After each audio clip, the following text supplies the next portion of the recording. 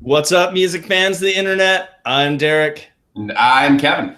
and together we're last week's album, The Only Reviews with two different views.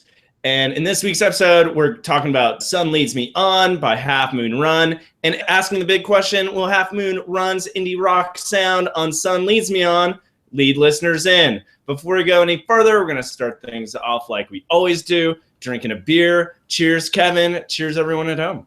Cheers, Derek, and everyone at home. All right, so Half Moon Run is a Montreal-based quartet. They formed in 2010 and debuted in 2012 with their album Dark Eyes. This particular album was written between their hometown Montreal and a surfing trip and was recorded in Toronto and produced by Jim Abyss, who also worked with the Arctic Monkeys and Adele. So let's talk about what it sounds like. Kevin, why don't you start us off? Sure. I think this album sounds like Delta Spirit and Ben Howard having an all-night beachside jam session. What do you think? I like that. Nice. I think this Half Moon Run sounds like Fleet Foxes of Monsters and Men and Sparks of an Arcade Fire, or poutine for the ears, assuming you like cheese curds and gravy on your fries, that is. And if you don't, you should give it a try, because you might. All right, so that brings us to key tracks. I Can't Figure Out What's Going On, and Everybody Wants. Kevin, what did you have? I'm going with Consider Yourself and Hands in the Garden. All right, well, we'll go in album order, so I'll kick us off with the second track on the album, which is I Can't Figure Out What's Going On. This one opens with a rising, falling electric and bass guitar riffs, lead and backing vocals. Drums and strings enter later as lead and backing vocals start singing in unison. The guitars are more lively. It really kind of creates a large orchestral sound. And then there's a guitar solo that really starts at 2:30 mark, much more, I want to say abrasive, but it's distorted. It kind of sticks out you, punches you in the face. You know, it's a high-paced number, so it really hits a peak here. Lyrics, I thought it sounded like an introspective pondering on what it takes to be successful in a dog-eat-dog world. One example that really jumped out to me was the opening and closing lines. I heard it pays in spades to be on your back again, to poison all your friends. I don't recommend poisoning anyone, let alone your friends. So it really stuck out to me. Kevin, why don't you tell us about Consider Yourself? Sure. And if you are thinking about poisoning your friends, maybe first you should consider yourself. Not poisoning yourself, just thinking.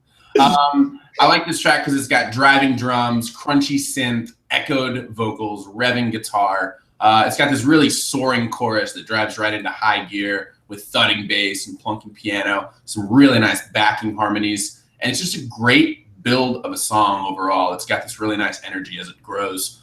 And then the next track right after that, number 4, Hands in the Garden, is probably on the complete other end of the spectrum. It's got light percussion, warm guitar, some really great vocal melodies again, but it's more of a down-tempo number. And the bridge goes into this sort of mamas and the papas territory with these great sing-along harmonies and a spry harmonica, if you will. The vocals try to show, seems like a down-and-out friend, how to look on the bright side of things. And like I mentioned, it's a more down-tempo, mellow, dreamy track, but still impossible for me, at least, to get out of my head, and hopefully for you as well. What about Everybody Wants, Derek? This one, kind of like your first key track, this one's definitely a slow builder as well. Opens with a lively, albeit kind of slow-tempoed, acoustic guitar riff. Lead vocals are slowly joined by backing vocals. When it kind of enters this post-verse area or phrase, backing vocals do a lot of ooze with ambient synths, so it really kind of creates this haunting sound. Later on, there's a tuba or low brass, I thought, or maybe even a low pitched synth that really kind of subtly adds to this growing feeling. Electric guitar and airy synths and drums enter after the second verse. Guitars and drums reach a peak around the 4-minute mark. and closes out with soft guitar and layered vocals. So really a range of sounds here. And the lyrics kind of talk about fitting in and how difficult that can be at times. So really just a very interesting song that, caught my attention not only from a sound perspective, but also lyrics were pretty interesting as well too. All right, so that brings us to best lyric.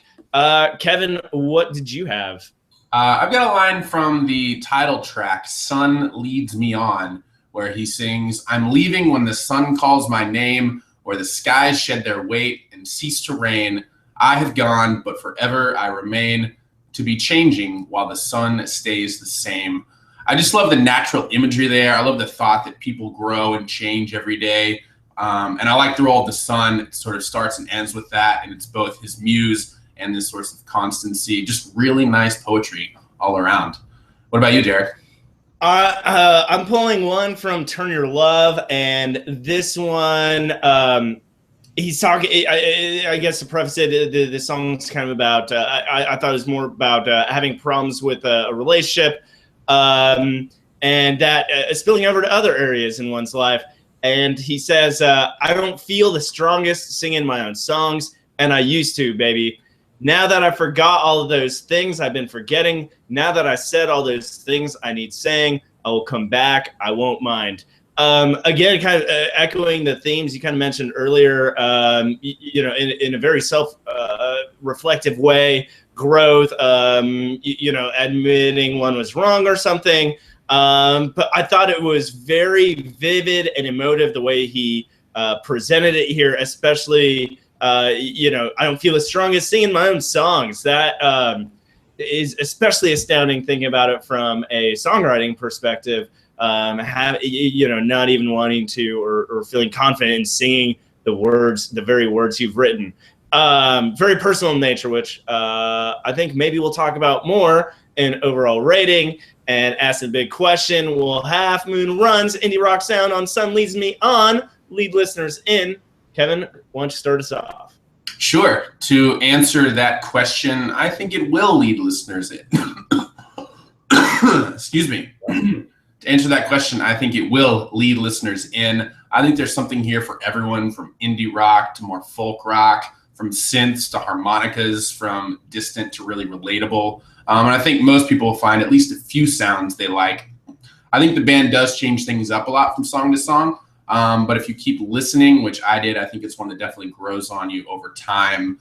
Overall rating for the pros, great melodies, amazing harmonies, nice variations in sound and instrumentation, melancholy but still optimistic at the same time, and it creates this interesting mix of sort of cold and warm vibes from song to song. On the con side, I thought it lost a little bit of steam about halfway through. Narrow margins, Sun Leads Me On. It works itself out, kind of just all slowed down before it started picking things back up again, and just made it a little bit inconsistent in tempo. But overall, really strong album. I'm giving this one a 4 out of 5. What do you think, Derek? We're going to agree and disagree on a few points. Overall, to the big question, will listeners listen in?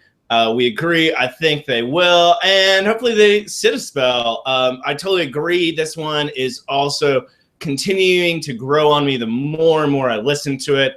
On the pro side, I think, totally agree. They really do have an interesting sound, cover a lot of grounds, and do have something for everyone.